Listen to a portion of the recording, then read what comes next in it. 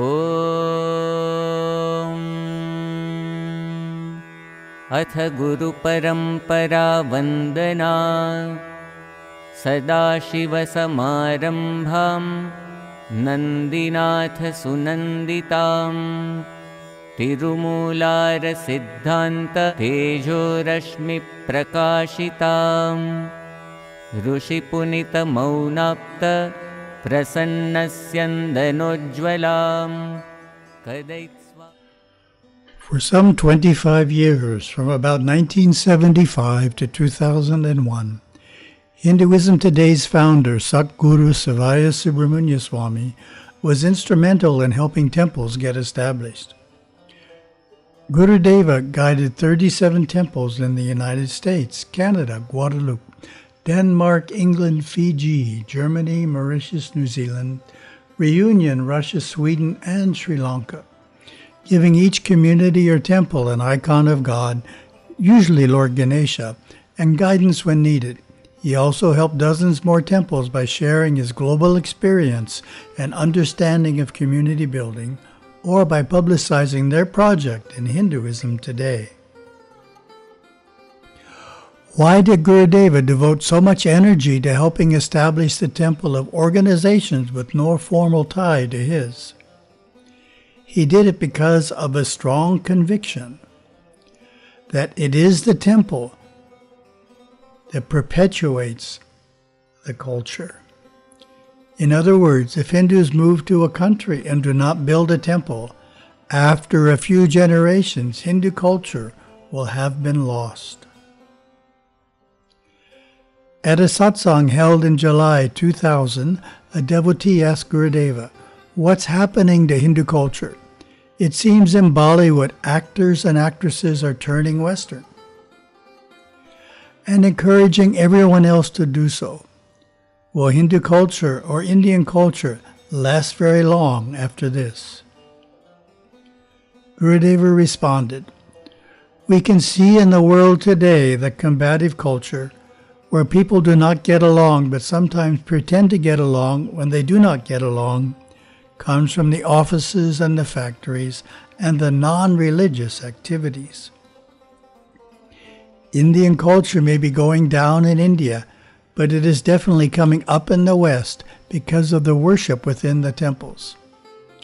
It's our relationship with God, the gods, and the goddesses that establishes our relationship with men, women, and children. Culture comes from being sensitive to other people's feelings, as we are sensitive within the temple to the feelings of the gods and the vibration emanating from the inner sanctum.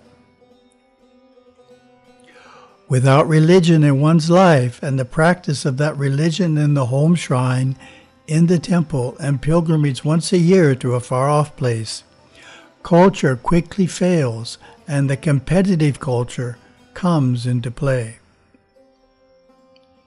He continued, "While there are many that are trying to bring the best of the West to the Far East, there are still in the West many who are trying to bring the best of the Far East into the West. As long as religion and worship and the practice of pilgrimage and all the refinements of our great religion are present, culture will be there. The Hindu temple can act as a powerful spiritual hub that radiates out Hindu culture and devotional practices into the homes of families who attend regularly, at least once a week. The process of strengthening culture can happen on a number of levels. The most basic is simply learning and following the many traditions and protocols associated with visiting a Hindu temple. No devout Hindu will approach the sacred home of God without proper preparation. The simple necessities include a bath, donning clean clothes, and preparing an offering tray, whether simple on a normal day or elaborate for a festival. These acts are all important parts of temple going. On arrival, we need to wash our feet and handle shoes in the specified way. Then the customary prostrations to the deities, followed by circumambulation and presenting our offerings with a loving heart. When attending puja, men and women may be required to sit on separate sides of the mandapam. At key points throughout the rites, we pray and respond in specific ways. As children follow the parents' traditional protocols, they develop an appreciation for worship and sacred objects. Respect for elders. An understanding of the importance of physical cleanliness and mental purity. And a fondness for familial and communal devotion.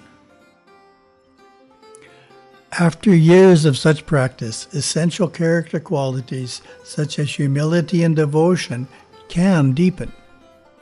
Devotion here means love of God. These qualities, which are present in every cultured Hindu, may not develop in an individual growing up in the West unless he or she participates in regular worship. The second level of the temple's influence on the home begins when a shrine is established in the home and worshipped at daily. Wherever possible, it should be a separate room, not in a cabinet or on a shelf. Such a dedicated space makes everyone living in the home think more about God, reflect more on their behavior, and be less inclined to become angry or argue, as they are living in God's presence. Going to the temple every week can actually bring some of the temple's sanctity into the shrine room. My guru taught that lighting an oil lamp in the shrine room after coming home from the temple brings the temple's Shakti into your home.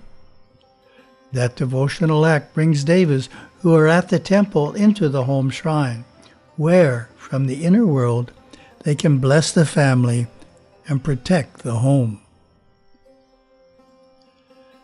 The temple's third level of cultural influence begins when a family member, generally the father, performs regular puja in the home.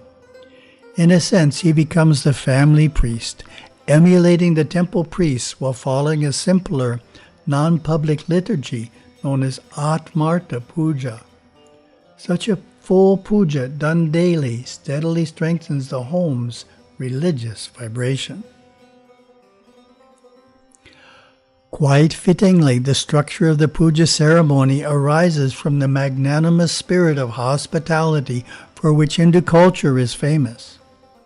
All guests are received and treated as God, and God is no exception. During this daily morning puja rite, family members gather in their well-appointed shrine room to honor God as their royal guest.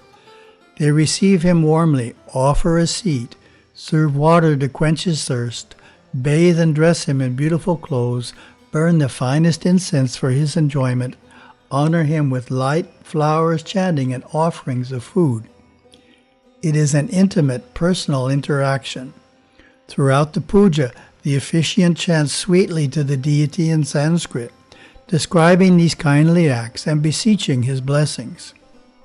Finally, the pujari thanks the deity for his presence, bids him farewell, and humbly apologizes for any errors he may have unknowingly committed.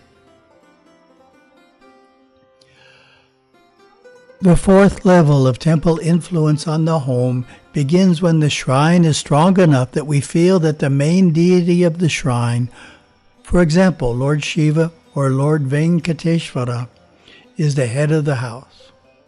When that happens, we would never think of having a meal without first offering a portion to God. We would naturally want to always worship God, even if briefly, before leaving the home and upon returning. For Hindu culture to strengthen the home to this extent, the entire family needs to be involved. To illustrate, let me share a story. One of our devotees was responsible for the Sunday morning Hinduism classes for a group in Singapore. He found that parents would commonly drop the children off, go shopping for 2 hours, return and pick them up, all the while expecting the teachers to make their children better Hindus. Though this approach works for learning the fine arts, such as dancing or playing an instrument, it does not work for Hinduism. The difference is this: for children to learn dance or music, the parents need not know how to dance or play the instrument. However, for Hinduism to be learned, it is necessary for the whole family to practice it together. This is because Hinduism is an all-encompassing spiritual way of life, informing every aspect of the family's daily and weekly routine, and not just in the shrine room. Having the children study Hinduism at the temple is important, but if the parents are also involved in the study, there is much greater potential for actually augmenting Hindu culture and religious conversations in the home. In fact, some Hindu groups will not accept children into classes unless the parents also enroll in a parallel study for adults. I like to compare Hindu temples to an electrical distribution system. On the remote Hawaiian island of Kauai, where we live, there is one main electrical generating plant with power lines to 5 distribution substations, to which customers in each region are connected.